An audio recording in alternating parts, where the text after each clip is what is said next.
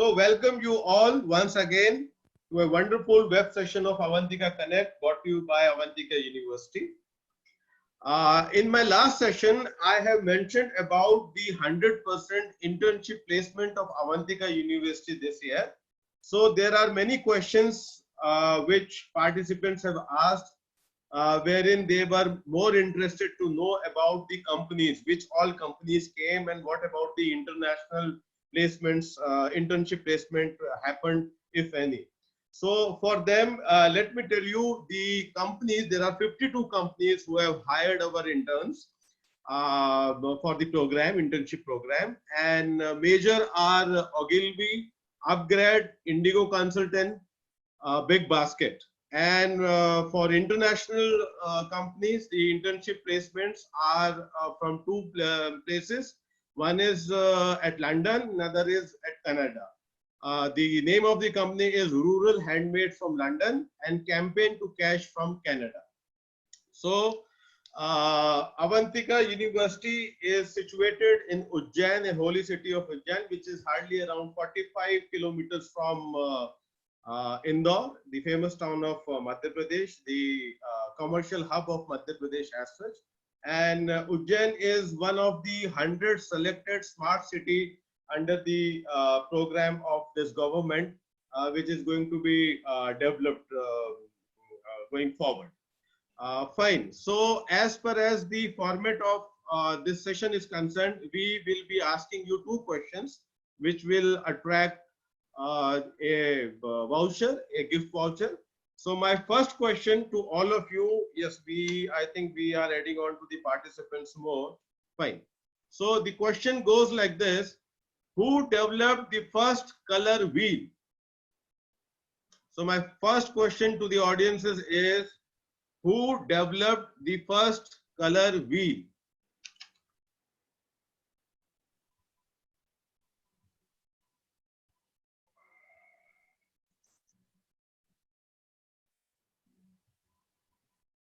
Yeah, I'll repeat the question. Who developed the first color wheel? Yeah, I'm pouring with the answers now. Yes, correct. Surbhi is correct. Fine. So my next question is, who is considered as the father of UX? My next question is, who is considered as the father of UX?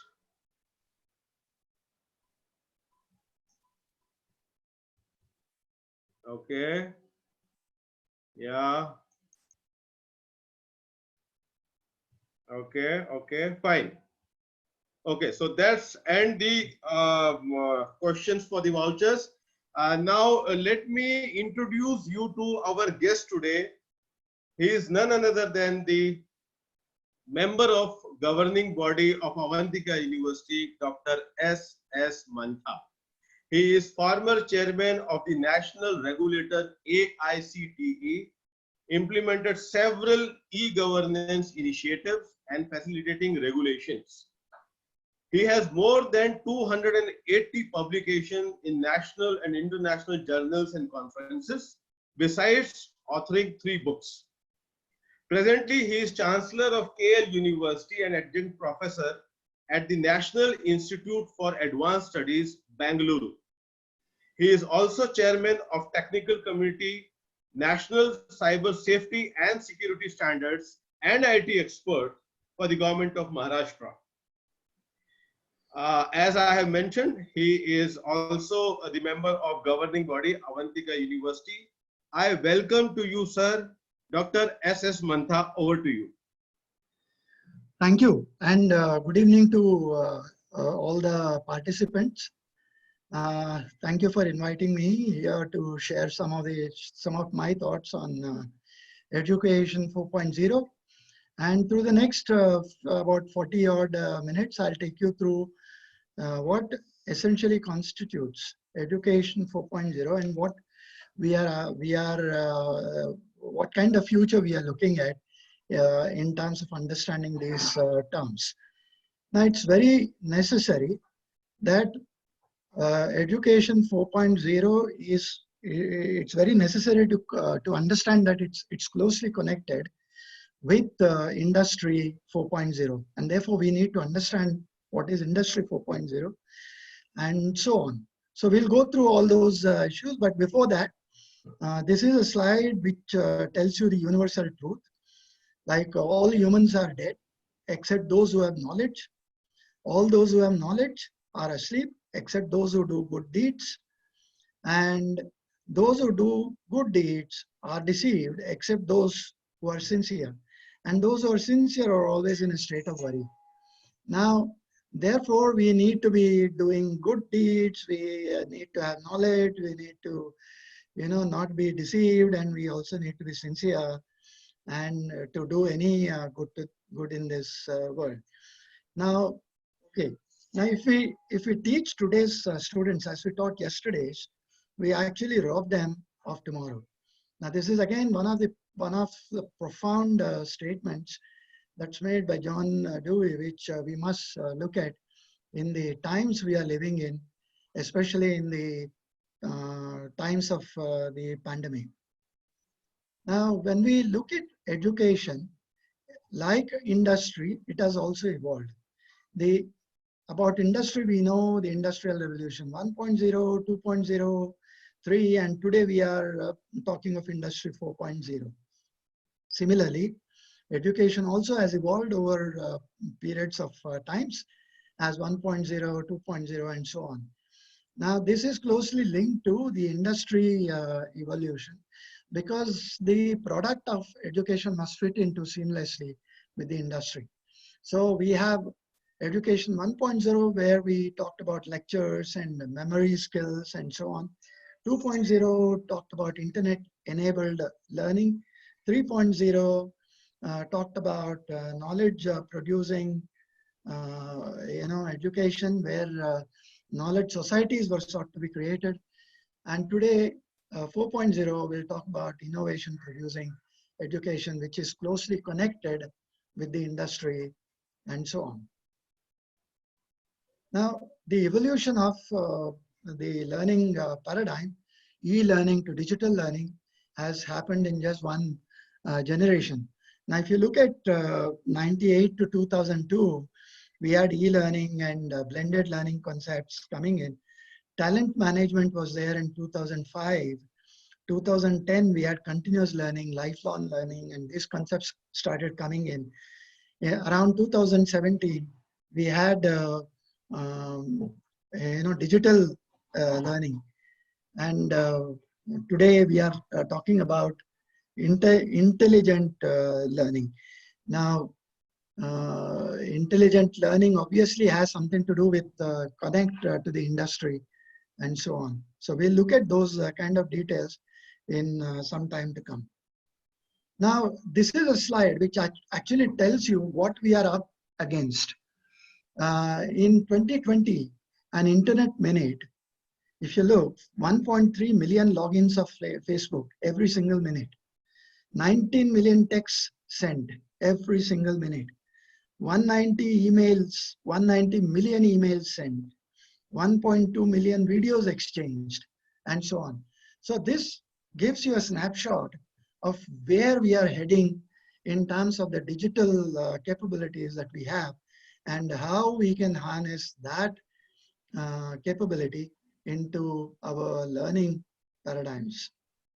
So we are in 2020, we are welcoming the future, and let's see what that is.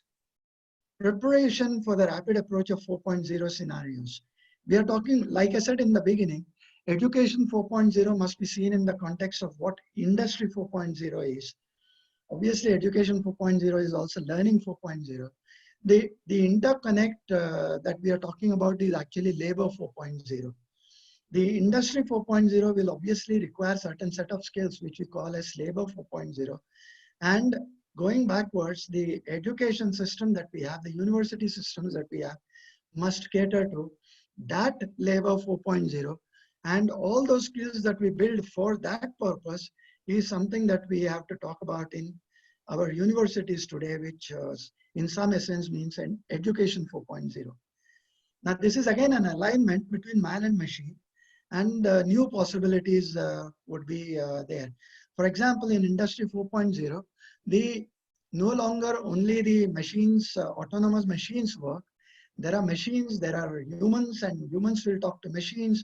Machines will talk back to humans. Machines will also talk to machines.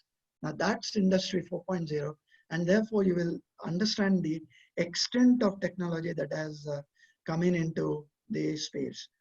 People will start communicating with machines instead of just operating them. Then, therefore, we also need to look at the industry requirements on one side and the education on the other side, and there must be some seamless alignment between these. So whereas in an industry we talk about a flexible production line, in the education we must talk about tailor-made learning path. If the industry production line is changing on the fly, then obviously our learning paths also must tailor-made, we must have tailor-made systems which fit into a flexible production line. Online quality control is something where we, in the education terms, we talk about formative assessment. Workers monitor automation in an industry today. Teachers become mentors in an educational context. Custom products and will be akin to divergence and pluralism in an education space. Systems engineering, where several components must come together and function as a system. For example, in the automobile sector, you must be knowing that there are several components, more than 1,000 components which are manufactured. They all must come together and the automobile must function as a system. So you have a systems engineering concept. And in the education space, we have the sum totality of the future education as the goal. We also have lifelong learning and continuous teacher training, both coalescing into the future. So what is the future? 2040, and we must refer to Industry 4.0 in order to really go backwards and see what is Education 4.0. Now here, we are into fourth industrial revolution, and that's essentially in the manufacturing industry. There is a lot of automation, there is artificial intelligence, there is robotics, there is machine learning, all kinds of things are happening in the industrial space, all to promote a certain amount of quality metrics as acceptable in the global world that we live in.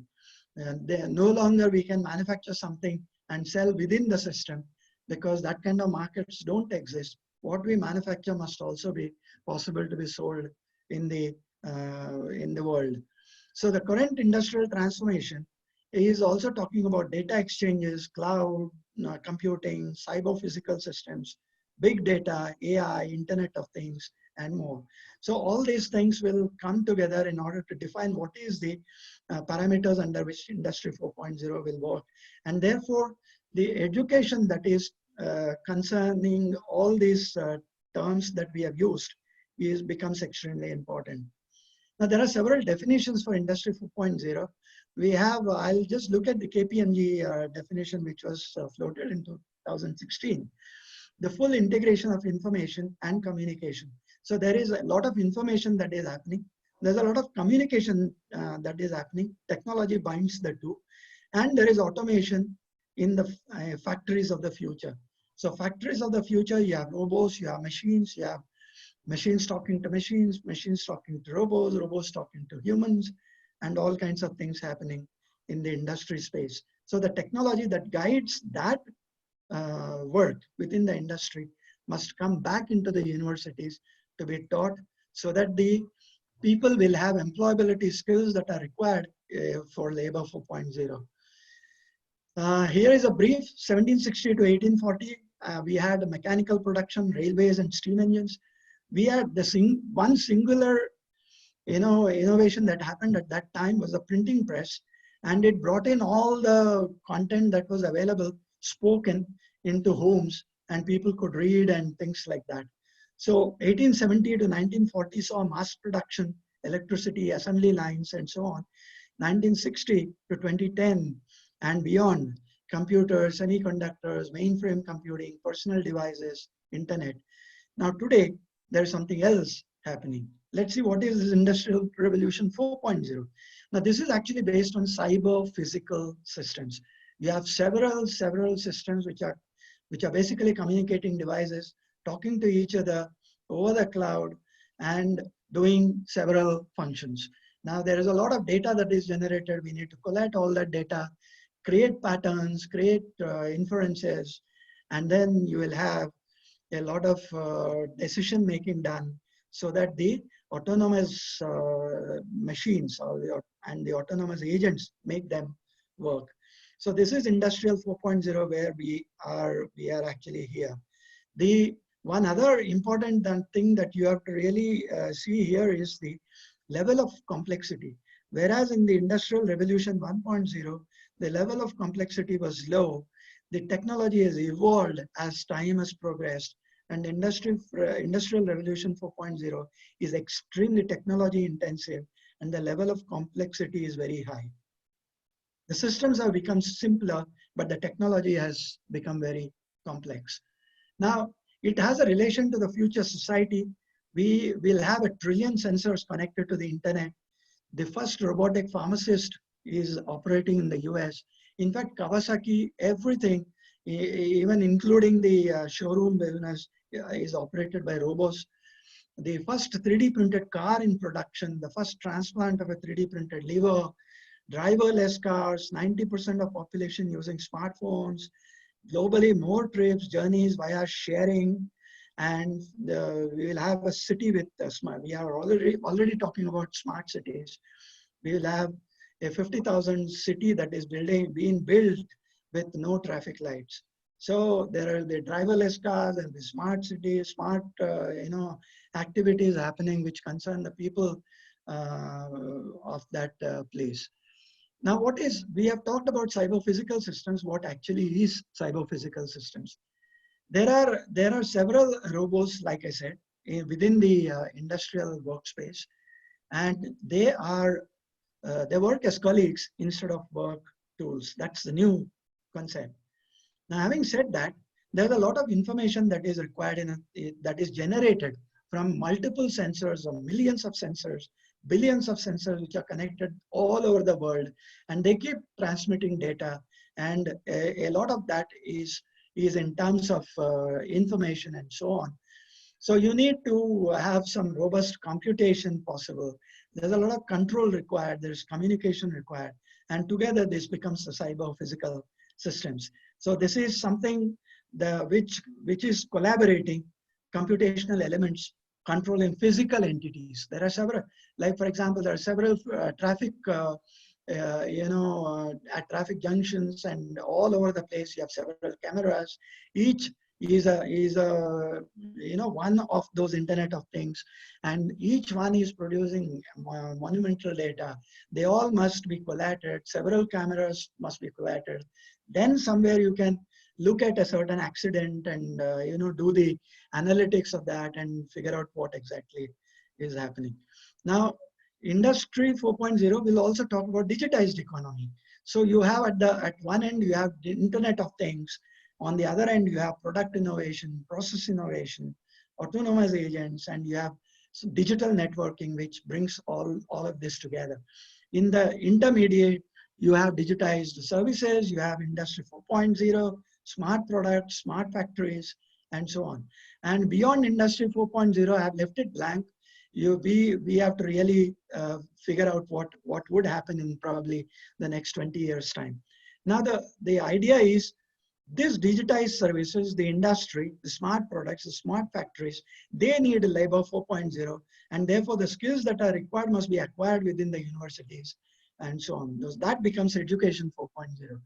Now, there are several building blocks. Everything under the sun comes in as Industry 4.0 building block.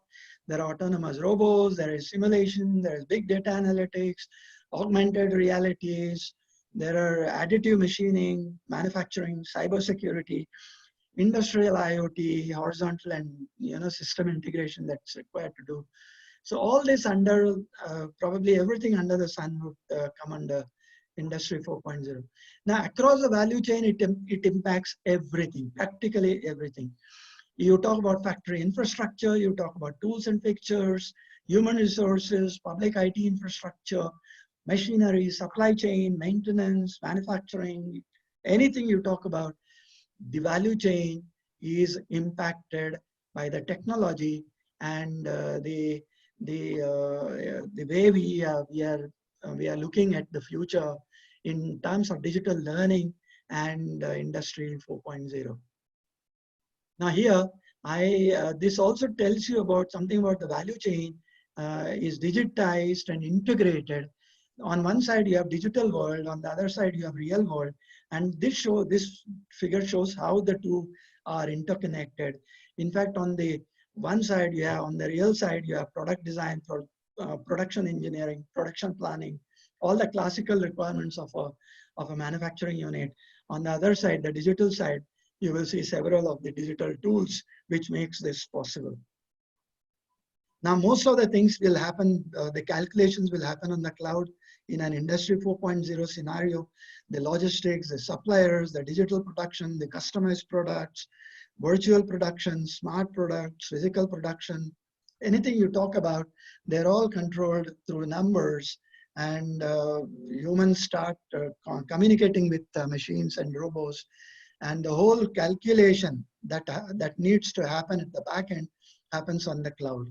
So you need to understand the cloud technology, cloud services that are provided in order to understand Industry 4.0. Now this is just a smart factory normal day, which I've tried to show here.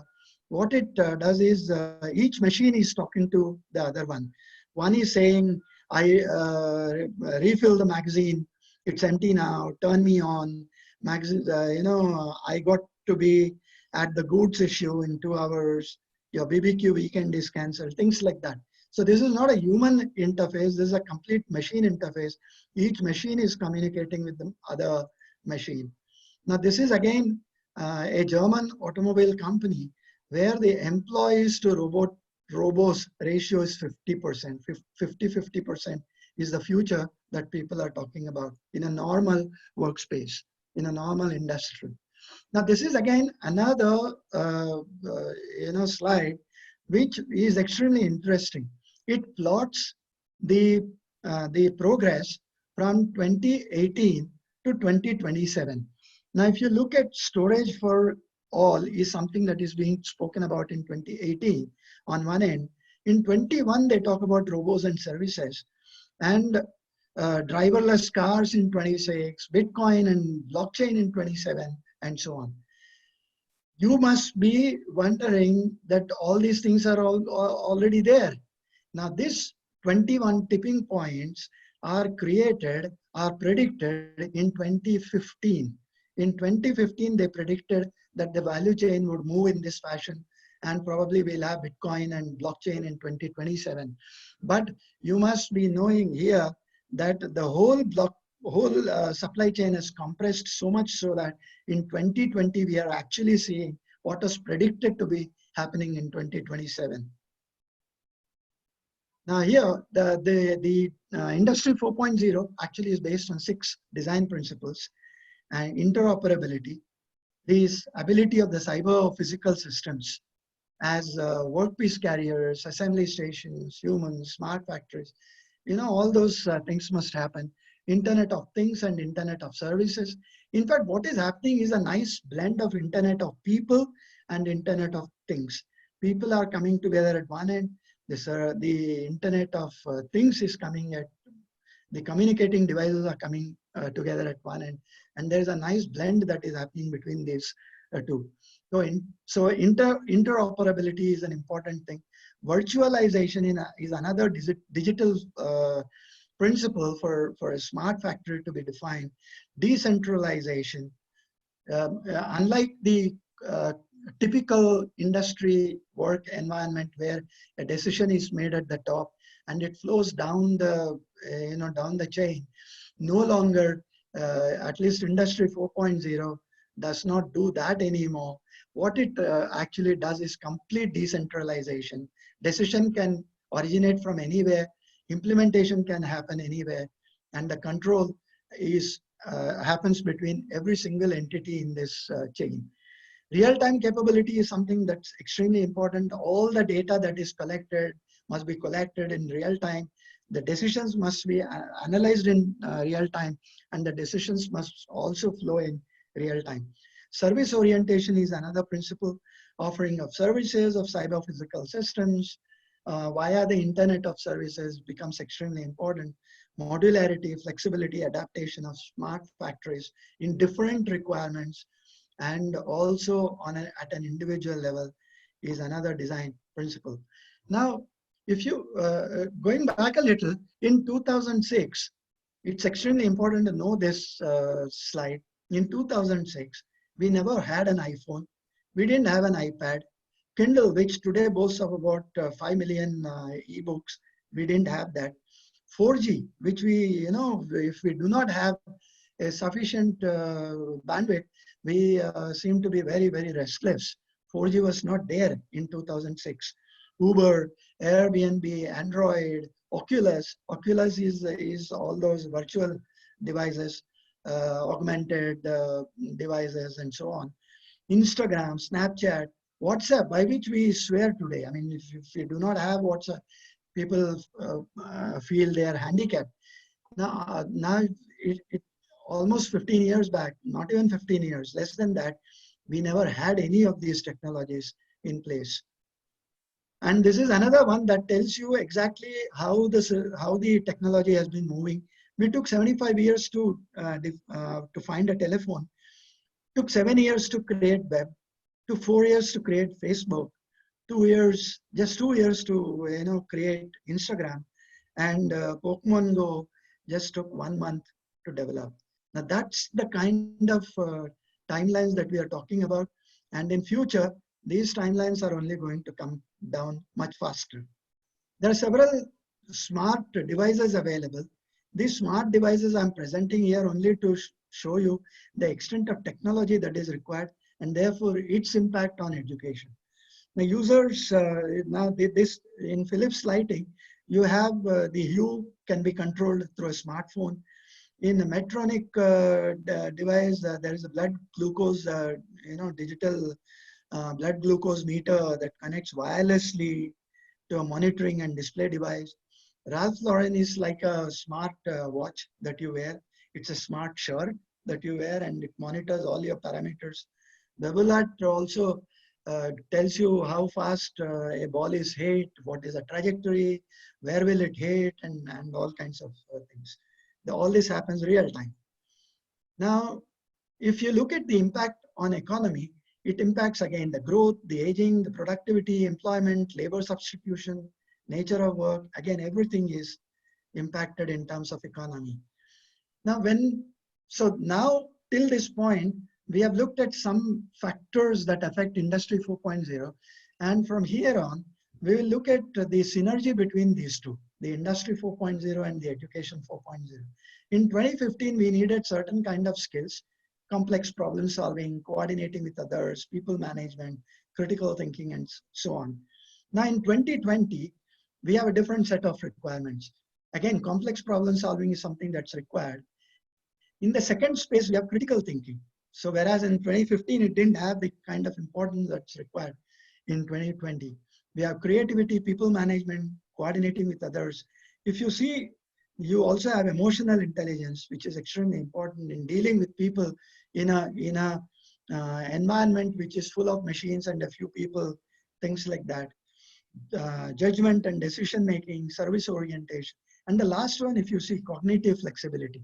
It doesn't appear anywhere in 2015. The importance is that a person must be able to fit into different areas of working, must be able to think laterally, think differently, and must be able to have that flexibility of his cognitive skills. So that is an extremely important factor in Education 4.0. Now there is emotional intelligence. There are all kinds of things that will happen in the decision making must be very rational and that suits the environment. So therefore, things like achievement orientation, adaptability, self-control, positive outlook, empathy, conflict management, all these are part of emotional intelligence. They become very important. Like I said, cognitive flexibility, competency-based development knowledge, interoperability requires communication competence, ability to develop systems that support people, and decision making is required. And decentralized decision making is the cornerstone of any industry 4.0. There are several challenges of the workforce, which actually comes back and defines what education must be, or what skills are required within the education space. So rapid change of necessary quality. No longer people would be probably interested in what kind of degrees you have, what kind of post-graduation skills you have and degrees you have and so on. So slowly we are moving to a situation where skills will define what education we have to get, and education will the combination of different different courses, different disciplines together to make certain number of credits would actually define your degree. So it's more like a made to order degree that probably over a period of time we're actually moving to. Ergonomical improvement through use of robots, creating new jobs, expansion of low skilled work. In fact, the entire employment scene is also changing. In the earlier days, if you see, you had a pyramid-like structure, and the base was having low skilled workers, large number, and then as you go up, the skill level goes up and the numbers become small. Now today, the base is being disrupted. You no longer you need a large number of people at the base. You need with higher order skills, but lesser number of people even at the base. So therefore, it's getting into something like a pipe like structure. And what it only means is that you need to reskill, upskill constantly on the go and so on. So how do we make our classrooms as dynamic as the world around us? Or what is that future loading that we are talking about? Now, several things will impact the higher education. How the teachers will teach, how the students will learn, what will the teachers teach, what will the students learn, and what are the attributes that a teacher must have, what are the attributes that a student must have. All those things will be there. As far as educational requirements are concerned, we had in 19th and 20th century, a typical industry had 20% professionals, 30% merchants and office workers, and 50% physical laborers. Not anymore. In an industry, in an automated environment of the 21st century, a minority of unqualified temporary and seasonal workers, typically 1/8 of a number, is all that is required. And rest of the people, 7/8 of the people are hardworking, self-educated workers, initiative to manage own work and so on, which calls for higher order skills. Now, this is where creative fusion talent is required. Very briefly, you need cognitive skills, you need emotional skills, you need physical skills, and you need social skills. All this must be put in a framework of context intelligence, of emotional intelligence, physical intelligence, and social intelligence. So therefore, these are the skills that are required, and the university must make some attempt to get it giving these skills to the future workers. Now, this I'll skip here. Yeah, this is diversification of digital learning. In fact, we are moving into a digital era, so the learning also would move towards digital mediums, more so in the current times of the pandemic. The pandemic has only seen that the development time of online education has been compressed. And therefore, a lot of development is happening over a very short time. And we will see that this probably will become a new kind of accepted methodology within the universities. There will always be a debate of how much digital, how much face-to-face, how much, So we are actually talking about something like blended learning. So blended learning will be, part of it will be done face-to-face and part of it will be done online. Now, there can be a debate of what that percentages are. About 30% is expected to be online, and 70% of an applied science programs would be face-to-face. So you have smart learning, you have flipped learning, collaborative learning, hybrid learning, social, emotional learning, and so on. So these are the future thing in a learning ecosystem. The presentation is with you. Probably you can look at leisure. What are these different terms of a learning ecosystem? In the fourth, as referred to fourth industrial, revolution. It again talks of a confluence of technology, the soft skills required, the cognitive flexibility that is required, and so on. Now, there are several trends in educational digital content. It must be interactive, it must be characteristic, clipped, mobile-based. Anyone should, whatever you're doing on a PC must be possible to be done on a mobile. You have, must be global. The digital content must be global. It must be realistic. So a lot of AR, VR embedded systems will be operational. Emotional quotient must be taken care of, and so on. Now, when we talk of open online courses, people talk about MOOCs, and they also talk about several learning platforms and so on. Now, even within online courses, even within the open online platforms, you have certain generic definitions. You have XMOOCs, you have CMOOC, you have DevoCC, you have MOOCs, you have NOOCs, and so on. Now, this is essential to fit in different scenarios of student versus faculty, learning versus education, and things like that. So XMOOC is the most common type, centered around a central professor and a core curriculum. CMOOC is a connectivity. It resembles a graduate seminar course. DevoCC is a distributed online collaborative course in which same course material is distributed to students at multiple institutions. And MOOCs is a big open online course similar to MOOCs, and but the number of students is limited to about 50. Then you have synchronous massive online course where the lectures are broadcast live, requiring students to log in specific times in order to hear the lectures. Then you have SPOC, small private online courses.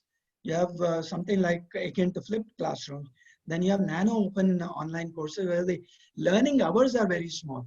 It's very necessary to understand that in an online environment, the ability to retain the interest on a medium where it is being held asynchronously, it's very difficult to keep on having the same level of concentration on the subject.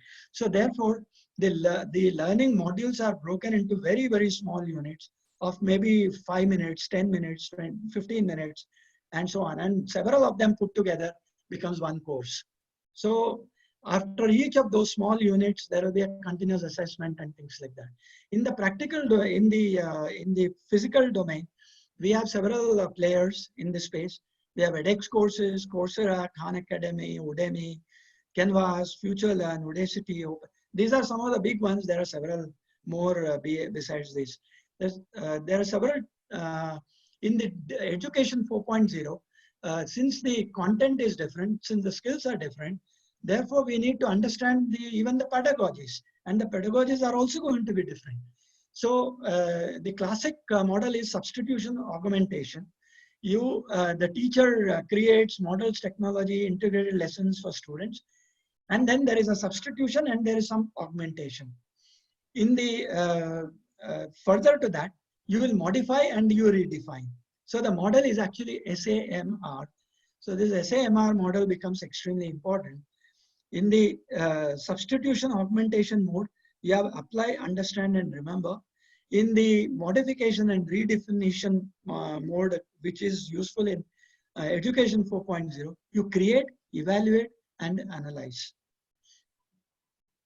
Education must be fun. It has to be fun. So therefore, you have adventure, engagement, autonomy, goals, purpose, feedback, challenge. Finally, whatever you do online must be fun. As far as the pedagogies are concerned, you have, pedagogy, which means you have friends and focuses e-learning, co-learning, 4-5 friends coming together and learning from each other. That's pedagogy. And cybergogy is go to, there is a lot of content available. So you know what content you want and things like that. So it's basically aligning on the cyber. And Hutagogy encourages learners to become more self-directed. In terms of education 4.0, a lot of material will be available, but the student must know, he must be self-disciplined, self-directed, self-oriented, and so on. So Hutagogy encourages to get into self-learning mode. So I'll skip some of these slides. You have, you have to define the terms like pedagogy, which is actually a children's learning methodology, which we seem to have used for many, many years now, even within our universities. Now, andragogy is something where you teach adults to learn, and hotogogy is something where you learn by because you are self-motivated. So you know exactly what you want to learn. So you go and pick up those materials and so on. So some of these slides these are basically definitions and how the interlink happens between pedagogy, cybergogy, and hotagogy. Now here, I have certain engaged learning, which must bring together, like I said in the beginning, cognitive factors, social factors, and emotive factors, and all that gets you engaged learning. This is extremely important from the perspective of Education 4.0, because when you have to get on to digital learning, you must the content must be able to engage you. If you see a bad TV serial, you tend to put it switch it off. Same thing should not happen in education. Now that's the real concern. There are cognitive neuroscience paradigms which actually defines how the brain works and what is the interrelationship, all those things in terms of learning versus how people learn.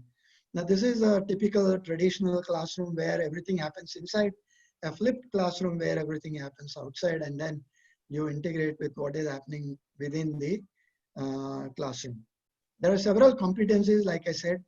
This is a matrix which is useful if you really see, if you understand this.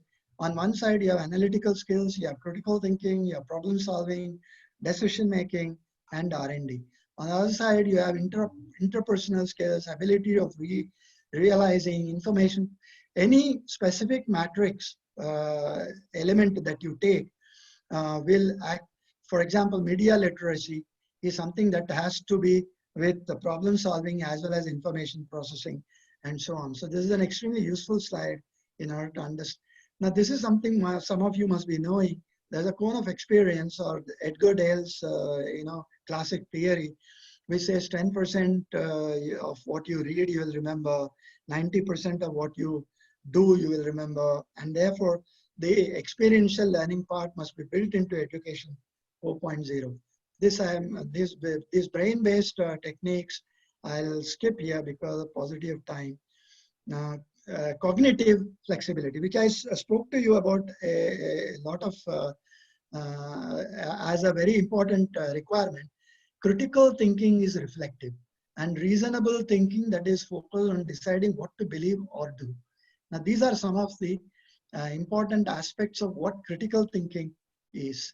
So it also refers to cognitive skills, and it also is the ability and willingness to test the validity of propositions is critical thinking. This ability must be built into the students in an environment of machine learning. Machine learning actually builds on these concepts. Sustained attention response inhibition is the ability to inhibit one's own response to distractions. Now, if I'm sitting in a certain place talking to you all through a web medium, I can also be distracted, and how do I train myself to, those kind of things are extremely important in a digital learning concept.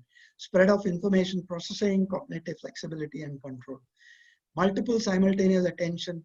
At the same time, it is also necessary to understand if I can have multiple simultaneous attention, as much as saying that while doing some work, I must have attention to that work. Working memory. What is working memory? Refers to ability to remember instructions or keep information in the mind long enough to perform tasks. Now, these are extremely important skills that are required. Of course, there are tools available to build these skills. There are, there are several service providers who can build these skills and so on. Category formation, pattern recognition. These are all extremely important in terms of digital learning and machine learning and AI and intelligent agents and so on. So what is the future? Future is a blended learning by all means.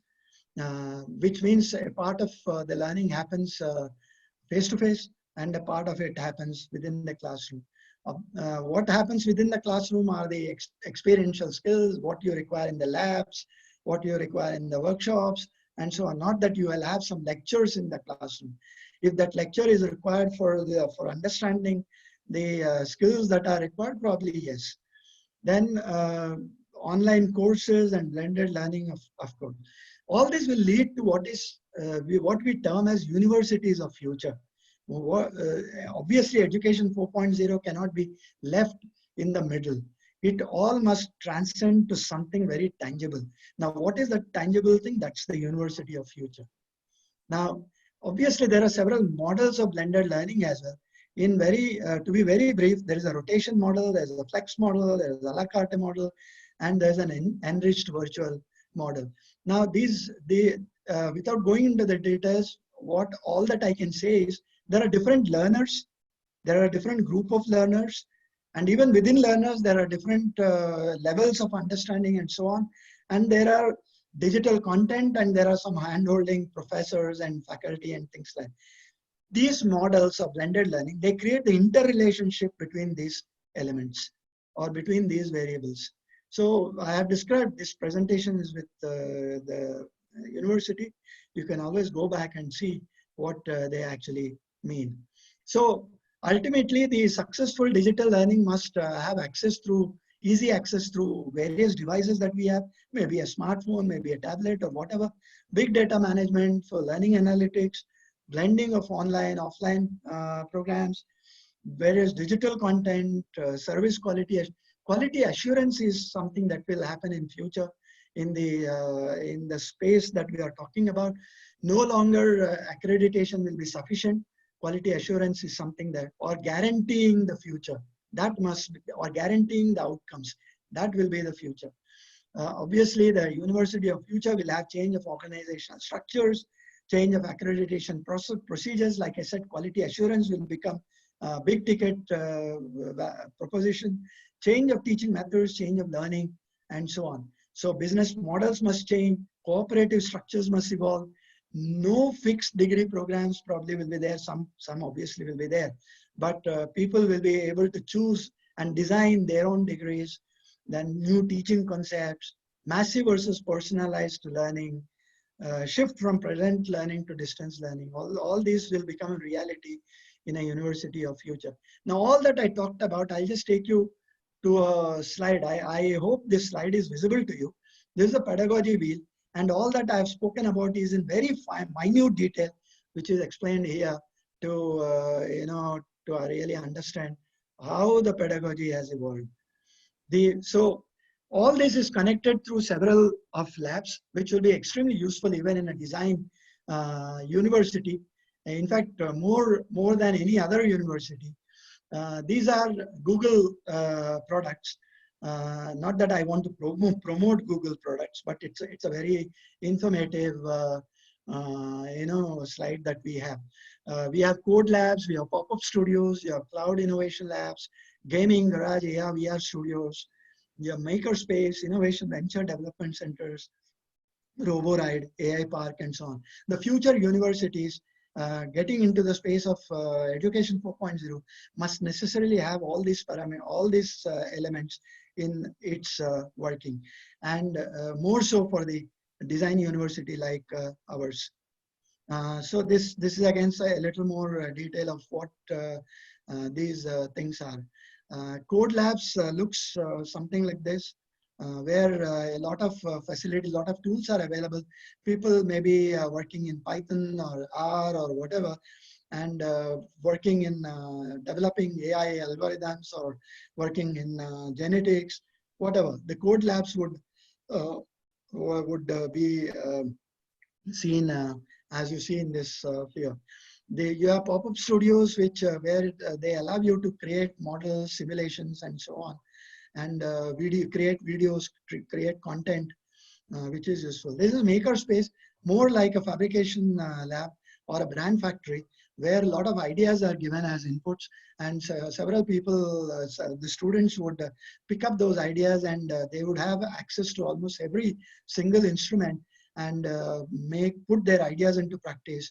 And that's called a makerspace lab. So there is hardly any hand holding. People, students can come up with any weird idea and test it out if they have intrinsic values. Now this is, so the future would be probably a campus on a cloud and everything connected on the cloud. Yes, this is another important concept that must exist in future universities. The gaming garage, the gaming is a billion-dollar activity, and therefore my understanding is that gaming garage is something that you require. So in conclusion, problem is there is a changeable world. You need labor 4.0. You need a solution which is education 4.0, and the time is like we have already behind. So probably we needed labor 4.0 yesterday, education 4.0 yesterday, and that's what it is. The future of education is the student, and not going to be faculty centric. Now, knowledge which is acquired under compulsion obtains no hold on the mind. So therefore it must be free, and digital education moves towards that point. And Darwinianism is probably, Darwin says survival of the fittest, but in a digital world that cannot be the concept. So therefore Keanism adds value to it, saying that whoever is below that level will also be brought into the mainstream, and they will also be as fit as the others. So thank you for your attention. I have tried to bring in some concepts of education 4.0 in the light of industry 4.0, and hope you have understood the spirit behind education 4.0. Thank you. Thank you, sir. It was quite an extensive presentation, and you have explained in detail about the philosophy behind the background of education 4.0. Let me, I think he has taken a little break. In the meantime, okay, sir, you are back. Okay, fine. Yeah. So I was telling, it was quite an extensive presentation, and you explained it wonderfully, sir. The background, the concept, the philosophy of education 4.0, and being a governing body member, you must be knowing that in a tangible form, Avantika University fulfills the criteria of 4.0. We have flexible classrooms. We are into blended learning. We have edX as a platform to learn further. So I think I should skip my questions which I have got for you. Instead, we will be taking the questions which participants are asking. So if you can allow me, one anonymous attendee is asking, how can skills be taught in online learning? Some of the skills which which are actually hands-on skills, they will require hands-on, abilities to be built, which means they have to go to physical setup and learn those skills. But there are certain skills like communication skills, soft skills. Some of the soft skills, they can all be done online, and there can be effective way of assessments. The assessment methodology is also designed in that fashion, which will bring out how much of a soft skill has been learned by the learner. So some of the soft skills, yes, it can be done online, not all of them. Where you need hands-on skills, and that will obviously have to be done using the facilities, real facilities. Okay. Sir, I'll pick up a question from Dhruv. He is asking, sir, can we expect only robots working in factory in industry 5.0? Quite a futuristic question. No, I won't want to talk about something that is hypothetical. We are in 4.0, and the factories with the complete robo working, they are already there. So we don't have to go to 5.0. In fact, like the example that I gave of Kawasaki, the two-wheeler company in Japan, is a completely automated factory. In so much so that even the showroom is operated by a robot. Or if you go to Gurgaon Maruti factory, you will probably see 80% of working is by robots and automated machines. So it's already happening. We don't have to really look at 5.0. So another question is just a moment. Yeah, what is hybrid learning? Yeah, blended learning is also called as hybrid learning. There are different terms. Different modes of learning coming together is hybrid. Now, what it means is a part of learning is done offline in the classroom, and a part of the learning is done within the classroom. Now, what is done outside is typically online, and what is done inside the classroom is for experiential learning, the hands-on skills, and so on. For example, if there is a process equipment where certain process parameters have to be measured, certain parameters have to be changed, and so on, this is something that has to be done in a lab. Note the readings, note the processes, and so on. So therefore, though there are virtual labs available. In fact, IIT is doing a lot of work on virtual labs. But I don't think everything can be virtual in an applied science specific areas. So when you mix the two modes, it becomes blended or hybrid learning. Okay, the next question is from Dr. Abha Sharma. She is asking, can robot become an educator in times to come? Partly, yes. I mean, artificial intelligence would bring in a great amount of flexibility into so-called automated machines. You already have within artificial intelligence space, you have devices like Google Talk and Alexa. Now these are units which pick up the directions and then take decisions.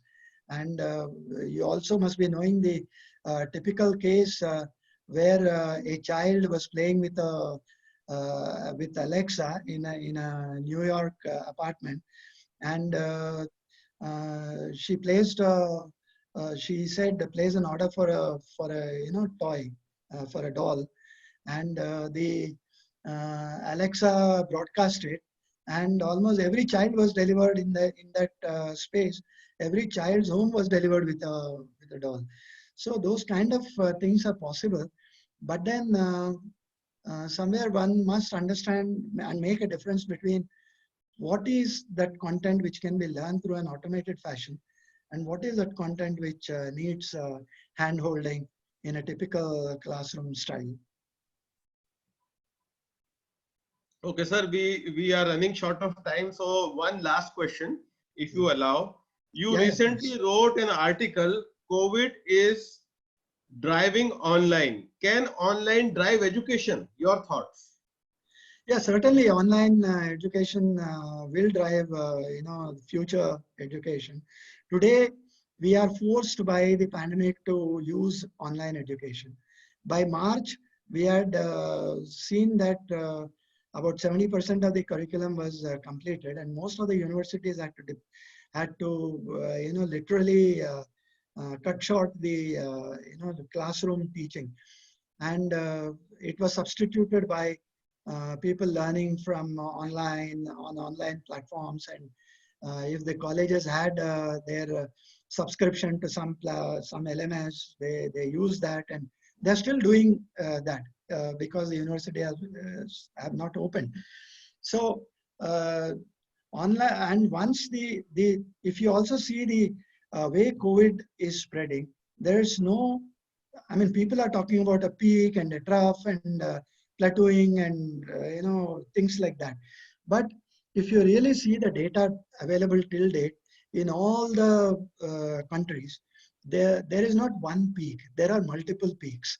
The time that you assume that it's going down, the numbers are coming down, you'll suddenly find that there is a spike, and it will continue to happen for the next 6 months. So there will be multiple peaks.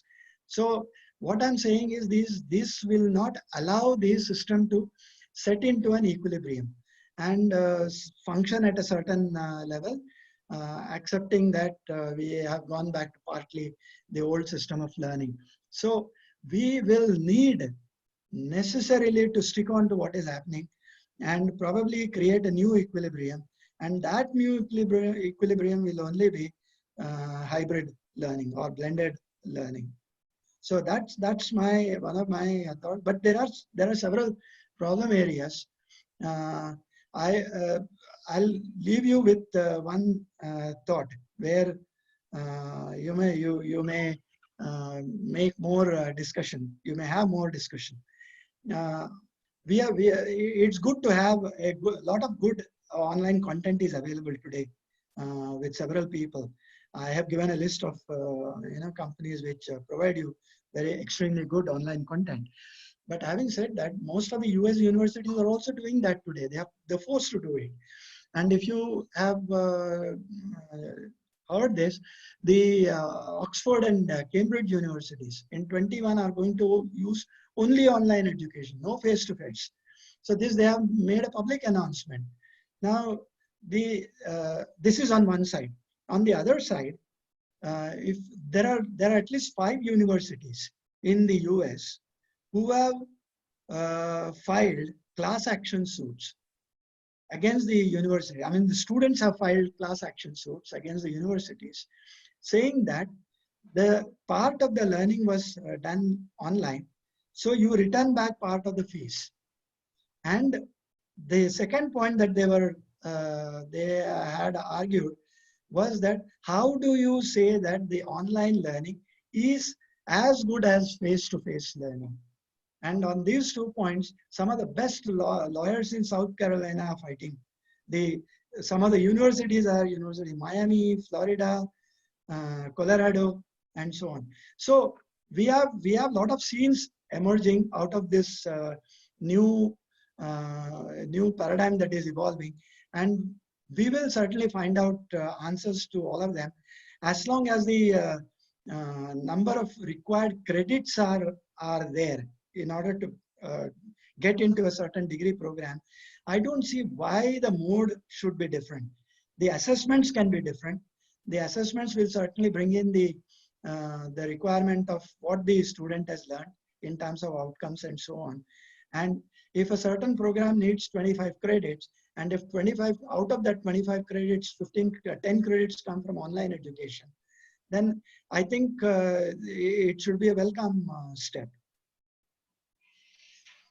Thank you very much, sir. Thank you for your time. We look forward for another session, beautiful session like this in times to come. Thank you very much, sir. Thank you, Amit, and thank you all the organizers in Avantika and all the participants. Thank you so much. Yeah, thank you participants for patiently being with us. Always being with us. We will be back with another session, wonderful session on coming Wednesday. That session would be focused on the discipline which is fashion designing. See you. Thank you and see you back.